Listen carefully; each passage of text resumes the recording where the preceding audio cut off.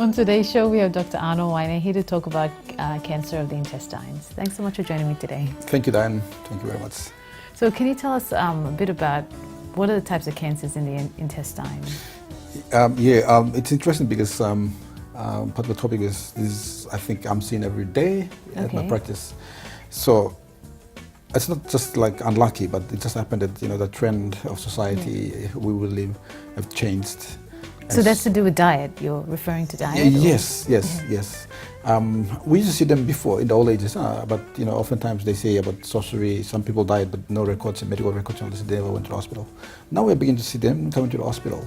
So yes, it's a big trend, and the trend is that the PNG typical diets have changed to become more Western, refined, shopping.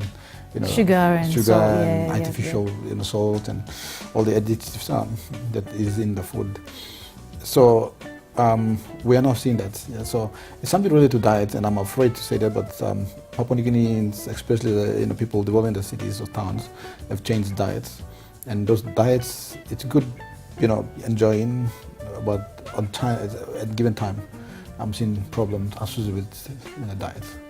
Okay, and what kind of complications, or when you say cancer, how do people know that they have cancer of the intestine? Cancer of the intestine take time, and by the time we realize it, or the patient comes to the hospital, they come in some kind of advanced states. So first of all, the diet, is the first thing. So they kind of have some change in the diet.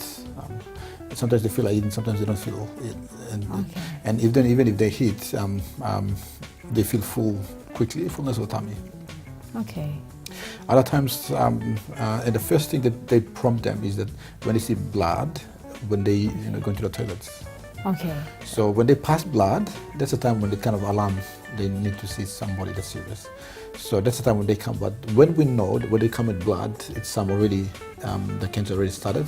It's going to some states like 1 or 2. Oh, okay. So how can they prevent it from an earlier stage? So, apart from eating, how do they know? Do they have to get checked up? So that's the first thing, the symptoms-wise, and then probably tummy, vague pain around the tummy. Okay. So when they come to the hospital with those complaints, apart from other few things like scan and all these things, we specifically check their intestine to make sure that there's no like ulcers, or there's no growth, or what they call polyps or something like that. So we check them through, and we check them through by doing what they call the colonoscope, is to have a check through the intestine. We also do gastroscope. I have a check down the tummy and the food pipe. So we check both either the intestines and the stomach to see that there's no change in terms of ulcers or growth or any disfigure or any other things that's happening. If we do find it, we have to establish that it's not cancer. So we do what they call biopsy, and then you get the biopsy results. If it's just inflammation or infection, it's fine. If it's cancer, then there are steps we take for treatment and all these things. So it can be treated? It is treatable. I mean, in the early state, let me put it this way, that's the most important thing. It's treatable in the early state, stage 1, we can do it.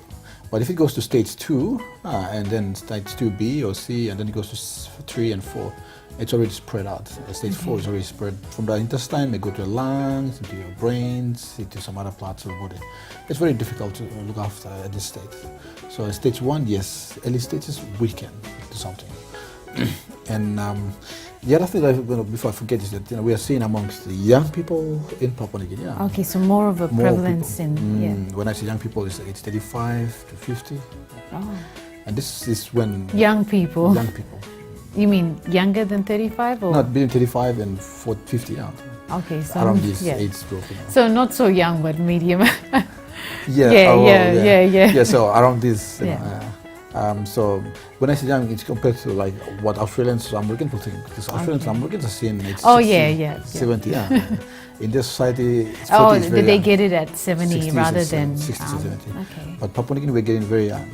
Wow. When I compare.